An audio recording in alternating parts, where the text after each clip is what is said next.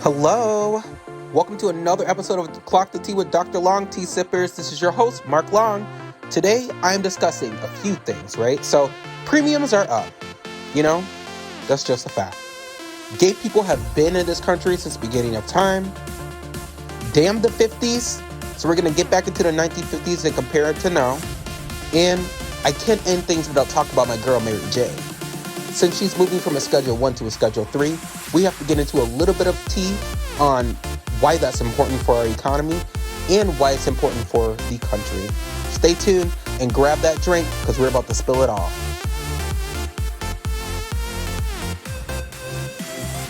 Hi everyone, welcome back to Clock the Tea with Dr. Long. This is your host, Mark Long. I wanted to dive into the 1950s because I wanted to see, why the 1950s culture failed and what does that mean when people say make America great again, right? And what does it also mean if we compare the 1950s to today's culture? So I wanted to dive into, get a glimpse into what it was like. So I did a little bit of research and I noticed some stuff that kind of stood out to me with the 1950s and its cars and jukeboxes and this idea of there being cliques and this conformity. We see this in the movie Grease with Sandy must change and Danny must perform this masculinity. So there's a lot of double standards in the 50s with boys being praised for rebellion and girls being shamed for just stepping on the line. And a few things just to mention, obviously segregation was a huge tone of the 1950s that can't go unnoticed. And I think it's important for me to mention that because a lot of people want history to be erased. And right now, history shouldn't be erased. That was a part of culture and it was a part of the way that people lived during the time. So let's talk a little bit about suburban white flight. So there was this fantasy of that a lot of people created, especially with the conservative ideology just taking up complete control in the 1900s, but most importantly during this time in the 50s. But there is this idea of this cookie cutter houses where all the houses look the same in the suburban life and where it gave white people an opportunity to leave the cities where there was a lot of people of color moving to from escaping Jim Crow South. Black people were coming into cities at large rates, especially in Chicago and New York, all over the country, Detroit, what have you. And in the burbs, there was an opportunity for them not to be around people of color. And they chose to do that, to keep this American lifestyle, but most importantly, to have the dad at the authority, the mom as the servant, and the kids as props. And yes, I said that exactly like that because that's basically what it was like. So America during the 1950s was built on exclusion. This is where we see a lot of permanent redlining coming into play, where it had already started during Reconstruction, but now there's policies in place. Restrictive covenants and definitely segregation of keeping people out of certain areas. And this just comes down all to the codes, right? And the suburbs were marketed as being safe, and it was code for it being white only and not having people in the area that would make you feel unsafe. In other words, if you were to see another person of color, you wouldn't feel bad about yourself during this time. So move to an area where there's only white people. Another thing to mention about the 1950s was that life outside of this fantasy was not what people exclaim it to be. A lot of physical abuse, a lot of domestic violence was happening in the 1950s. Along with children being seen and not heard, misbehavior was considered very abnormal and ungodly. Although men were given a pass and boys were given a lot of pass, specifically if you were white, for misbehavior. That's something that was kind of unspoken but very true. That was actually very prominent since the beginning of our culture here in America. So yes, again, women were typically blamed for men's problems. We talked a little bit about segregation. We'll get a little bit more into that later. And this idea of conformity was basically so normal that the idea of fitting in and obeying and conforming or was basically the standard, or you were considered marginalized or not a part of society or not a part of any certain community, that's for sure. And we could talk about why it failed, but to me, I think what failed the 50s most importantly was this myth of this perfect family that collapsed under their own hypocrisy and exclusion of people of color. Civil rights, feminism, and this counterculture that pretty much cracked this facade of perfect and perfection. We obviously have suppressed voices during this time, so women, Black Americans, queer people, youth, everybody really wanted some recognition for their existence and for having equal rights. And during the 1950s, there's a lot of pushback on that, with a lot of violence and a lot of heavy sternness when it comes to how society should be, especially by the patriarchy here. So let's compare things from the 50s and now. So housing looked a little different. So suburbs were built for whites only, and redlining excluded black families specifically to stay in, these areas where whites left the city. They were kind of secluded to these areas. And in 2025, we have more diverse burbs.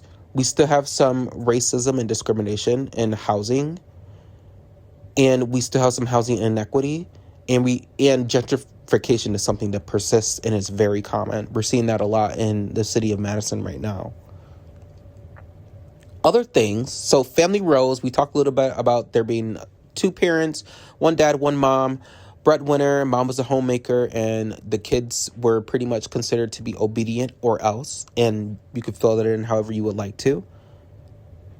We know now in 2025, families are a little bit more varied. So single parents, same-sex couples, blended households, multi-generational, friends living together. It's also easier for families to be very blended and not be something that's completely biological because of the housing market. We've seen a lot in the news that, best friends or people who have known each other their whole lives are starting to get mortgages together and raise their families together, especially if they are both single, because it's just more affordable. Now, let's look at race. Obviously, during the 1950s, segregation was legal, but most importantly, it was normalized, and being white was seen as the standard. So that's why we see a lot of white flight during this time, because this was considered the standard, and this was the narrative that was pushed across the United States. Right now, we see some civil rights gains, but systemic racism and things that were in place during the 50s still impact us till this day, with a lot of disparities in communities still remaining. For example, like Milwaukee and how segregated it is, and how people are treated based on, where they live. Gender. So women were typically blamed for men's problems. We know that they had limited career options, and this was when they were just on a cusp of starting to be in the workplace. We saw a little bit more women getting into the workplace later on in the 60s and 70s. And mind you, women were in the workplace in the 40s while men were at war. But when they came back, society shifted back into this perfect ideology of how women should be. And right now, in 2025, we're seeing more women in leadership, but the gender gap pay is still there, and double standards still persist.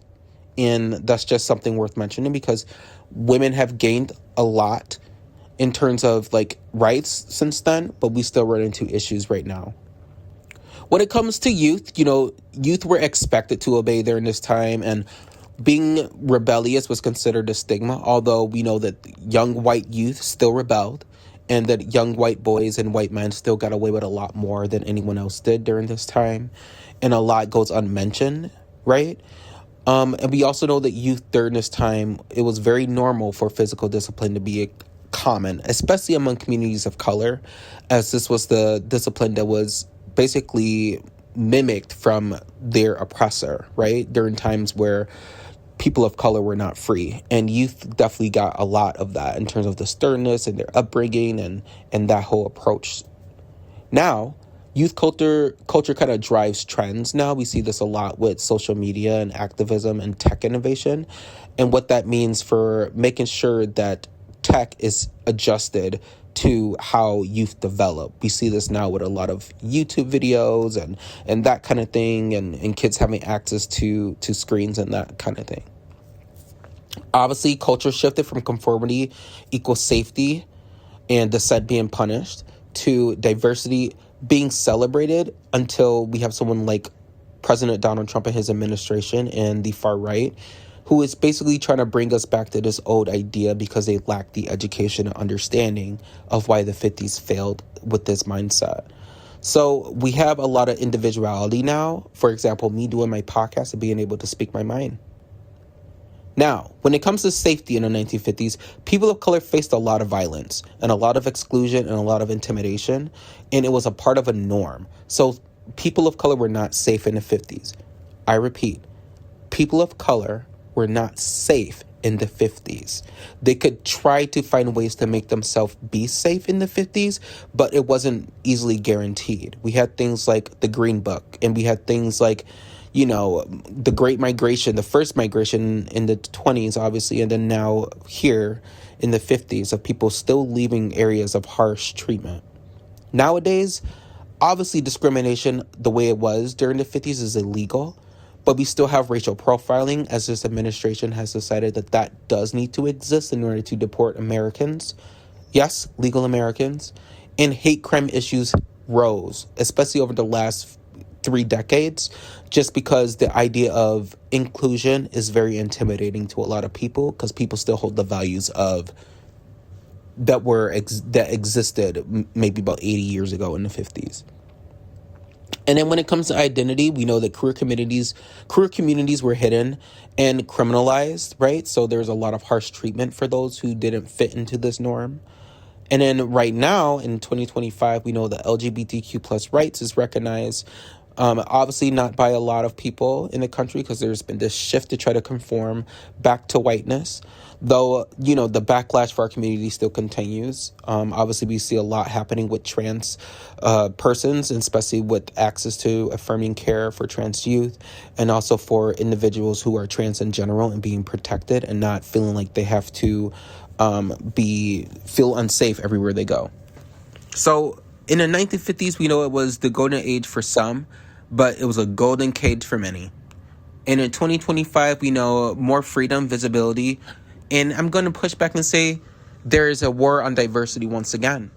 And I think in order for us to move past this is to think about, why 50s culture failed and what it means for voices to not be suppressed, and why it's important for us to allow for more inclusion and move away from the hypocrisy of conformity.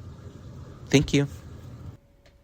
Hello, and welcome to another segment of Clock the Tea with Dr. Long. This is your host, Mark Long.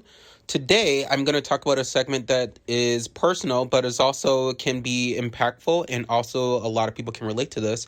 It's going to be about homosexuality in the United States and its long history. And you know what? Homosexuality has been around forever. And yes, even in the United States, it has existed across cultures and eras long before modern terminology. And in the US, LGBTQ plus history is kind of deeply woven into like our nation's social fabric in ways where we might not even recognize. So the first gay rights organization started in 1924. And it was by Henry Gerber, founded basically the Society for Human Rights in Chicago. And this was the first documented gay rights group in the United States. Earlier references of same-sex relationships existed long before the word homosexual was coined. For example, the term lesbian was first used in 1732 England, but same-sex relationships were present in America even earlier on. And we talked about this previously on our conversation on pansexuality, but let's reference the Kinsey report, right? From that groundbreaking study in 1948 and 1953, which basically revealed that homosexual behavior was far more common than society admitted it to be. That means it was pretty much around and people were aware of it. It was just taboo, and studies were done to understand it that early on, and it's still something that people are trying to come up with studies to understand now today, and also people are starting to breathe more life into terminology, some labels, and even kind of what that means to exist on a spectrum in terms of homosexuality. And we know the Stonewall riots happened in 1969, the uprising at Stonewall Inn in New York City, which was basically the birth of the modern LGBTQ plus rights movement. And then some legal milestones to mention would be 2003, the Lawrence versus Texas, which basically struck down the sodomy laws nationwide, which is actually really good because there's a lot happening that existed based on a sodomy laws that got put into place during mid-century or the mid-20th century to prevent those from being out and from being able to serve in the military. And in 2015, of course, the Obergefell versus the Hodges legalized same-sex marriage across the United States. Now, I wanted to talk about a very controversial topic that a lot of people try to shy away from based on their understanding of homosexuality, and some conservatives and Republicans like to paint this as a new ideology, a new topic, a chosen identity, when in reality it's not. We know that homosexuality was woven into the very fabric of being dominant, especially among white Americans, because they were considered the majority and the only identified group that were able to make decisions in this country, especially during the antebellum times. And that comes down to this term that we learned about over the years, which is called buck breaking, right? Which was a horrific practice used by enslavers to dominate and emasculate African men. And this was a form of sexual violence that was used in slavery, which involved the rape of African men by their slave masters, often to front off others as a way to humiliate them, but most importantly, it was a way to control and prevent rebellion. Some origins of this say that it originated in the Caribbean area during the Atlantic slave trade, and it later spread to the United States. And beyond the physical abuse that this obviously perpetuated, it was also a form of psychological weaponization designed to instill fear in Black men, but also to destroy their dignity and to fracture their community bonds. It was also a way for survivors to later talk about this practice and how it has left generational scars and more of a reason for them to leave these areas and run away, shaping cultural memories for individuals and discussions on masculinity for times to come. So that's really important because we know that this fits into the conversation of homosexuality, of it always existing and being documented, and how, in a way, slavery and other oppressive situations in this country made homosexuality almost kind of like this thing that you should be fearful of, when in reality it was distorted to be created as a power source for basically white men in this country to perpetuate control and also to make groups of people feel less than. So let's talk a little bit more about some homosexuality milestones in terms of like the history that comes along with it and some great things that have happened in this country. So from the shadows of the 1920s to the headlines of 2025, queer life in America has always been present, sometimes hidden like we just discussed, and sometimes celebrated, but it's never been absent. So we talked about in 1924 what happened with the founding of the first gay rights groups in the United States, which was short-lived in Chicago, but it was something that was actually documented. Moving on into the 1950s, that seed grew into something else. So I know a lot of you have heard about the Medellin Society, which was a group of white men in the New York area that got together and created community and courage and language that they could share with each other when discussing homosexuality and where they can be homosexual in secret, and how they can kind of work to push against that ideology that homosexuality is a mental disorder. Some mentions the Daughters of Bilitis was also a group that was formed. In 1969, that's when we know the Stonewall riots in New York City, which was documented as one of the first movements to spark a change for drag queens, trans women, and queer youth, who took this time to fight back against police brutality, harassment, and the sudden notion of policing pride events, or not pride events, but more so it kind of introduced pride events, but just kind of the social scene of a lot of homosexuals in this time, especially in metropolitan communities. And it kind of paved the way for the 70s and the 80s, which brought forth progress and heartbreak within the LGBTQ plus community.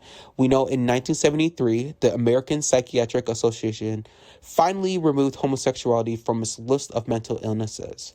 But just as the visibility grew, we saw the of the AIDS crisis, which basically entered as a way for people to develop more of a community within our population, within our LGBTQ plus community, but it also surged as a way to push more activist groups, for example, like ACT UP.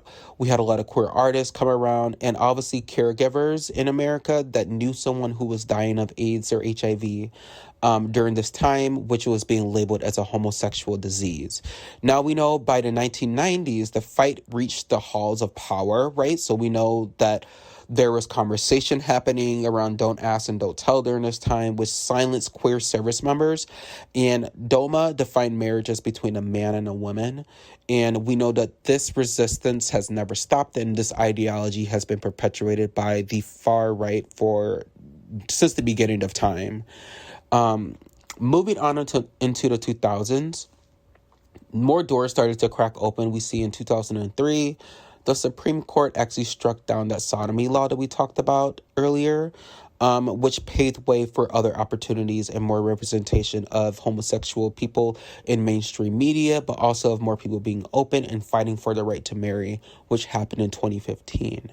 So going further, we know that there's a lot of tragedy that comes with being a part of a marginalized group.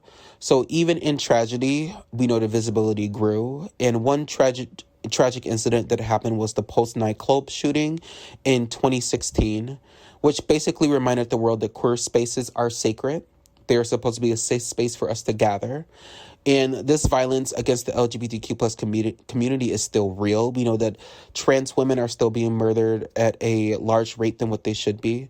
We know that people are still being hazed and people are still being violently targeted for being openly gay and for being homosexual, especially in a lot of rural communities across the United States. There have been instances of this happening within the state I live in Wisconsin, where it's called gay bashing. So homosexuals are still known for being targeted and being violently targeted by groups of people who don't agree with their life.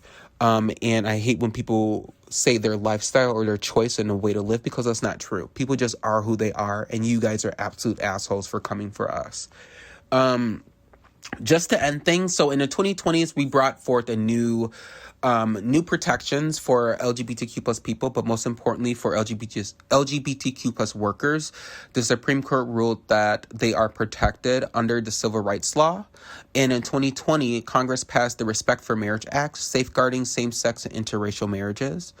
And then by 2025, we know queer rights is still something that's still evolving, especially when it comes to transferability in the government and the constant discrimination that they're facing. But ongoing battles over healthcare and identity, and we are very happy that the right to marry was protected. We know that that crazy lady who shall not be named tried to go back to the Supreme Court and talk about we'll say her name, Kim Davis, tried to go back and overturn the marriage law. So for lack of a better word, she can go to hell. And I think it's super important to know the history of homosexuality, because a lot of people act like this was basically a concept and an identity that was created in the 2000s by people who just woke up and decided they wanted to be gay. No. Homosexuality has been around from the beginning of time, and especially has been perpetuated by the majority of the population, which is the white population, and most importantly, white men. White men have been at the very beginning of making sure that homosexuality in their eyes was seen as a sign of weakness, but most importantly, that they can be homosexual behind the scenes and use it as a form of violence or as a form of pleasure, but not allow those who identify as homosexual to have the same rights or have the same ability to exist in this country at the same rate as those who are heterosexual.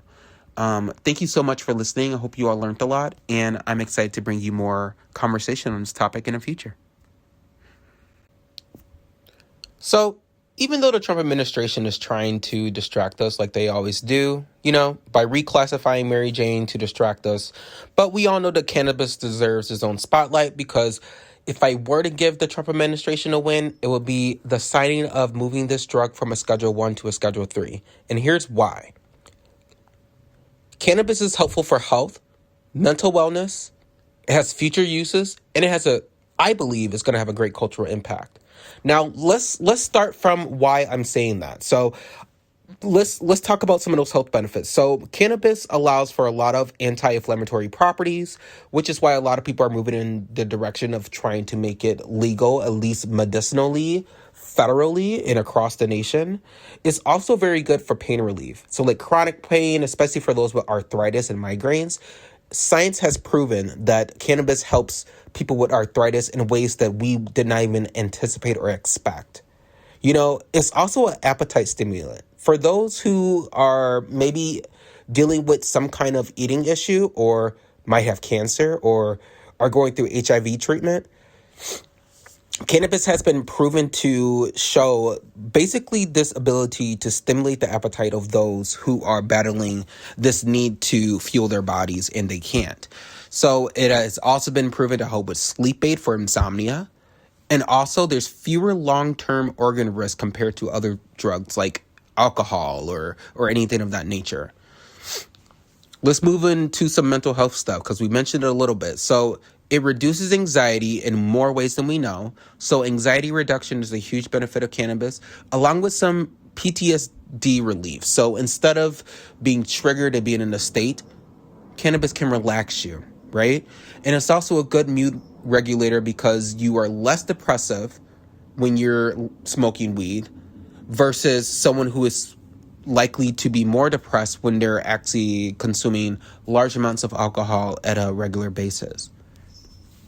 So there's a potential for some neuroprotective effects also with cannabis. So early research right now is with Alzheimer's and Parkinson's. So we'll be finding out more information on this in the future. And hopefully we'll be learning that this is going to be a great new chapter in the medical field for people in terms of treatment.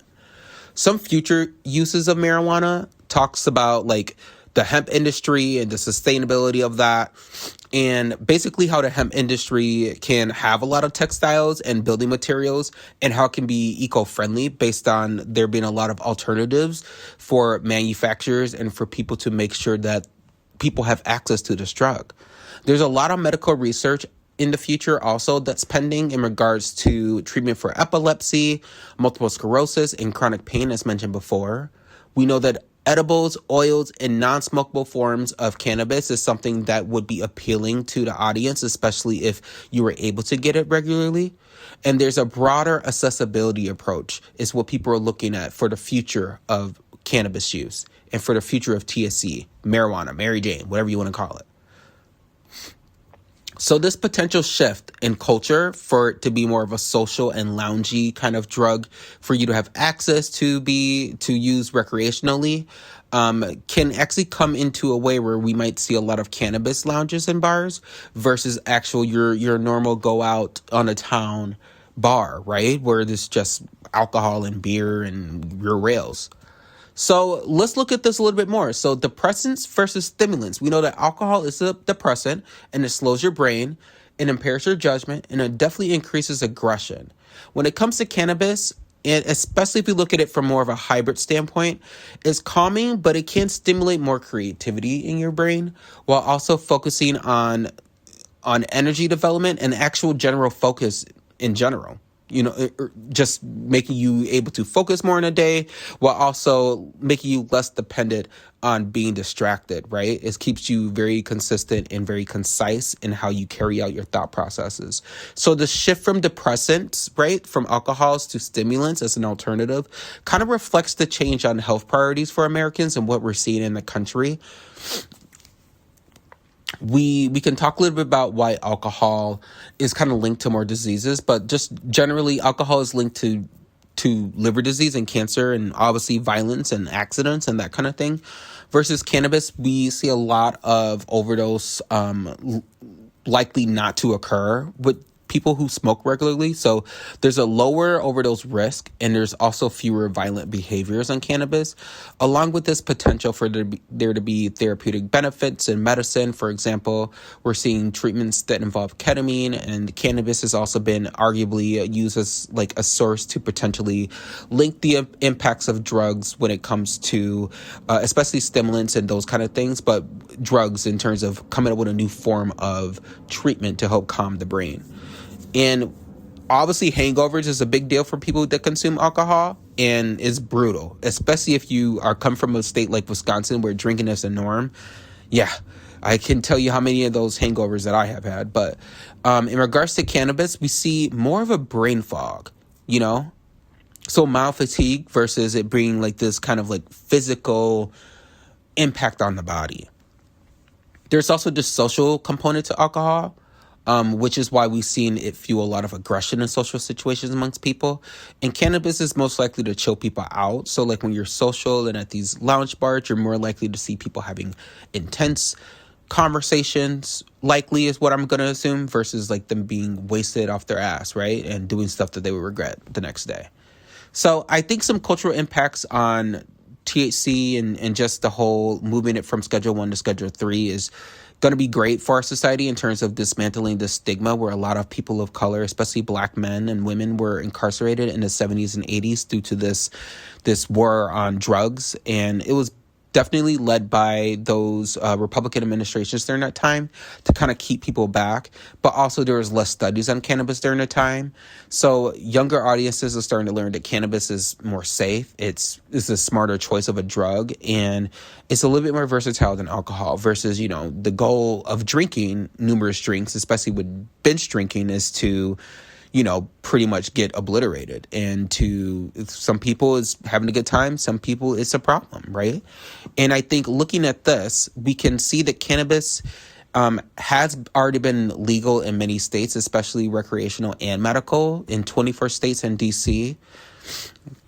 This includes Illinois, Michigan, New York, Oregon, Washington, California, and then obviously there's states that only have the medicinal use, which is Pennsylvania and places like Florida and Louisiana, Ohio. And some states that kind of moved away from just any kind of legalization whatsoever would be Idaho, Kansas, South Carolina, and Wyoming, which have basically said that cannabis and THC in their state is fully illegal. And the bottom line here is that a majority of Americans live in states where some form of legal cannabis access is available. And it doesn't seem like we'll have a long way to go before that happens. And I think this is something I kind of predicted prior to Trump getting in office. And obviously it's been in a pipeline here the past, I would say, 10 years. So I don't think complete credit can be taken by this administration, but I will say that the science is there, and I'm glad that people are listening to the science. So what does reclassification mean in general? So the current status of cannabis is that it is a Schedule I drug, meaning it's in the same category as heroin and LSD, and it's basically defined as having no medical use whatsoever. And basically people are saying that there's high abuse potential. So like any drug, you can get used to it, you can get accustomed to it, you can get addicted to it. And because people got addicted to cannabis, which is basically the main reason for it being placed in this drug, it made people high, right? And this was very intimidating to a lot of people, especially in the drug industry where they labeled it as a Schedule I drug and put it in this category because a lot of people gravitated towards this stimulant. So this proposed change would move it from a Schedule I to a Schedule III alongside drugs like Tylenol with codeine. So let's look at that. So some implications on that means that this is going to be recognized as a medical benefit at the federal level and less of a drug like heroin or any of those other Schedule I drugs. This eases research restrictions too, where it allows more information to be spread, and it allows for more universities and more approaches from the FDA where they can study more freely about cannabis. We can also look at this from a standpoint in regards to the economy. So some tax relief for dispensaries, right? They can deduct expenses like any other business, and they can grow, and it could be a huge form of revenue for the economy. We also know this opens the doors for pharmaceutical developments, right? And maybe a potential Medicare pilot programs where cannabis can be introduced, and there's ways that it can be covered through Medicare. I think we have a long way to go for that, but that could be a future implication here. So, will cannabis be sold over the counter? Short answer to that is no. The reclassification of cannabis does not mean it's going to be sold over the counter. It will remain federally controlled and regulated, which is important to consider. State laws still govern access as they do right now. In recreational states, dispensaries still continue to operate as usual currently. So, and they will continue to operate as usual if this is moved and when Trump decides to sign this in, I believe it is today. So pharmacies and over-the-counter sales, we know that that's not going to happen. We know that the regulation is going to continue, and some future possibility around this is that the FDA may approve cannabis-based medicines, and they might be able to be dispensed at pharmacies, but not likely. It's not like buying aspirin over the shelf or anything like that, but it could move in that direction where it could become safe and the restrictions can be less around it. Just some takeaways. The legalization is widespread right now, but we'll see more of what that looks like as Trump and his administration moves in the direction of reclassifying the drug. We'll see if there's going to be some relief in tax burdens for these companies, but most importantly, it won't make weed be sold over the counter. We'll just see a cultural shift in the way that we did when it comes to regulations with smoking areas and that kind of thing, and changing of the drinking age of sorts. So Thanks for listening. I hope this was very informational, and let's see what happens as this unfolds in this country. Thanks for listening. Bye. Today we're going to be diving into some political tea, so go ahead and grab that tea, grab that coffee, and grab whatever you need to replenish yourself because this tea is very piping hot. Now, let's go ahead and start with a few topics today that are at the top of mind. So, marijuana reclassification, right? So, President Trump is expected to sign an executive order reclassifying marijuana from Schedule 1 to Schedule 3. Now, this would acknowledge medical benefits at the federal level and ease restrictions on research, banking, and industry operations.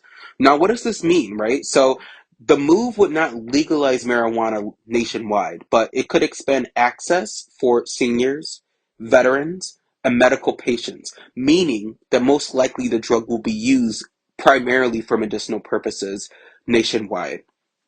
Reports suggest the order may also include clemency for some federal marijuana convictions.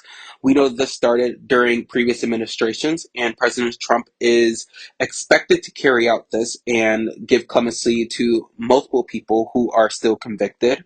So we will see how this pans out across the United States. I know there are some states that are looking to vote on not just the reclassification in their state for medicinal use, but also for recreational. Now, we know states like Illinois and Michigan and Minnesota have moved to legalize marijuana. There are some more states in the Midwest like Wisconsin, Iowa, Ohio that still have strict policies for marijuana use, but are moving towards a direction of bringing out other avenues of THC and cannabis and other forms of use as well, such as CBD. So we'll see what happens here when it comes to the classification of marijuana. And we'll see if this is going to ease the minds of many who participate in the use so far, and if this is going to open the door for more opportunities for businesses, or if this is going to open more opportunities for, as the Republicans like to say, more drug use and less understanding of what this means for the impact on our children in the future, which I don't think this will be an impact on the children because marijuana is indeed a great outlet for a lot of people who are looking to ease their anxiety. Moving on. So, Whoopi Goldberg responds to Trump on Rob Reiner's murder. So, director Rob Reiner and his wife Michelle were murdered on December 14, 2025. Their son Nick was arrested. Now, President Trump posted something interesting where he claimed that the person, Rob Reiner, the director, was murdered because of Trump derangement syndrome along with his wife. Now, Whoopi made some comments on a view when the murder happened, but this is her comments recently as Trump decides to double down.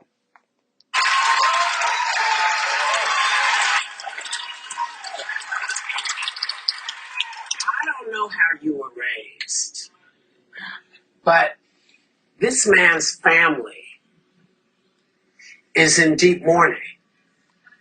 And what you said and what you've doubled down on make you bad for the country. Make you very bad.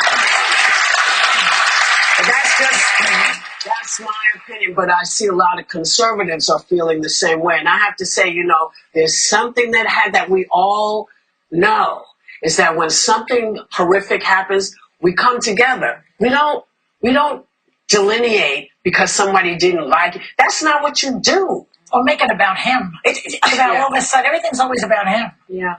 Yeah, so the ladies had a discussion on The View yesterday about this, and then Whoopi goes on to say that, obviously the remarks by Trump were disgusting, and she made a comment just saying, have you no shame? And obviously, President Trump doesn't respond to the ladies on The View because he's intimidated by them, because they are intelligent women to speak their mind. And it's interesting, too, because I think if the panel was more balanced, where there were a MAGA supporter, even, you would have to be completely oblivious to reality to defend Donald Trump's statement on a couple that was murdered by their son. It doesn't matter if they're celebrities or not. It doesn't matter what their political views is. When someone is murdered, it's not something that you embrace or celebrate and claim that they were murdered because of Trump derangement syndrome. So I agree with Whoopi. Trump is very bad for the country. He's not a leader. I think people voted for him just to put some of their policies through, but not necessarily voted for him as a person. And that's starting to show more and more every day. And I think the MAGA voters look completely, entirely not intelligent and not of moral, greatness based on their constant support for someone who treats Americans like crap. So that's just my take on that. So President Trump goes on to talk about ending federal taxes. President Trump has repeatedly claimed Americans may soon stop paying federal income taxes, suggesting that tariffs could replace tax revenue, which is interesting because right now what we're seeing is that tariffs are causing prices to skyrocket. So he also floated eliminating taxes on the first 150K of income and even scrapping income tax entirely. So what does this mean for people? Experts say that tariff revenue is far too small right now to replace the 2 trillion collected annually from income taxes. So we can see that President Trump is not completely aware of how taxes work. He's also not aware of how the economy works, and that's kind of what happens when you're a billionaire. You're not really in the midst of everything happening and you really have no clue of what's going on in the country because you live your rich life and your privilege and you don't have to worry about, worrying about taxes and payments and that kind of thing because there's people to do that for you. So Trump said over the next couple of years, I think we'll be cutting income tax. And then he also said it could be almost completely cutting it because the money we're taking in is going to be so large. Now, what's interesting here is that his supporters believe this because this is something that he is saying that is going to happen in the future, but not something that we've seen in this year of 2025. To go on further, he also mentions that this would also help bring in more revenue for the country, but also will make Americans more rich. Now we know income taxes to have right now they've brought in 2.7 trillion to the federal government in 2025, and the amount towers over tariff revenues by at least 257 billion, and that's just this year alone. So there's a lot of talk from the administration about what's going to happen in regards to any federal taxes. Obviously President Trump is just looking at this as a win for his constituents and his supporters. But in reality, this is not going to be anything that's going to be beneficial to the economy. In fact, we're likely going to see a crash in the economy. Going on, the U.S. employment rate right now. So now that we know that President Trump has all these ideas that seem so unrealistic, he seems completely detached from reality when it comes to the unemployment rate, which rose to 4.6% this year and just in 2025 in the month of November. So that's the highest in 4 years. And employers added about 64K jobs in November. And October actually saw a loss of 105K jobs across the country, largely due to the federal government layoffs. So we know that with the federal government layoffs and a new funding bill, there has been a lot of turnover and a lot of people that are out of work, bringing the employment rate up high. And also the labor market shows that that there may be signs of cooling in the job market, but we're not going to see that anytime soon based on the fact that this likely won't be until next summer. So people are going to be struggling for some months here. We know that premiums are also going up. The Affordable Care Health Insurance premiums are expected to set a spike in 2026 after the Senate failed to extend these subsidies, and also after the Senate has decided to not vote on this. So we know that millions of Americans could see costs tripling. We've already seen this at the grocery stores for average items that typically cost at least 75% or 80% less of the current prices listed. One example of this is now we see premiums are expected to jump for an average person whose premium is about $400 to around 1,100 starting in January of 2026. So that's an extra out-of-pocket expense for Americans who are basically trying to keep the lights on and afford their everyday living with shelter, with the cost of living going up, and also with the cost of groceries, and people barely being able to set aside money to save for other expenses. So with that said, we're seeing a lot of changes here and a lot of impact on the average American. And we know that there has been a lot of disdain for this administration and a lot of basically inability to keep the status quo or be transparent from this administration. We know that Kristi Noem basically perjured herself last week. So, Homeland Security Secretary Kristi Noem was accused of lying under oath during congressional testimony. So, Representative Benny Thompson pressed her to admit that asylum approval was tied to a violent case, which was made under Trump's administration, and she insisted that Biden was responsible, while also insisting that she has never had someone deported from this country that served the country and is an American citizen, when in fact they pulled out a camera of someone on Zoom, talked about them being basically deported back to Korea after serving this country for years. So the lies from this administration, the bagging of cash from American citizens and the constant gaslighting from this administration is continuing. We know that Trump is preparing to sign an executive order for the marijuana, and we know that that's just a that's just a distraction from all the chaos that he has been causing, especially this year when it comes to Americans being able to afford living in this country. Thank you all for listening to a special episode of Clock the Tea. I bring it to you every Bob.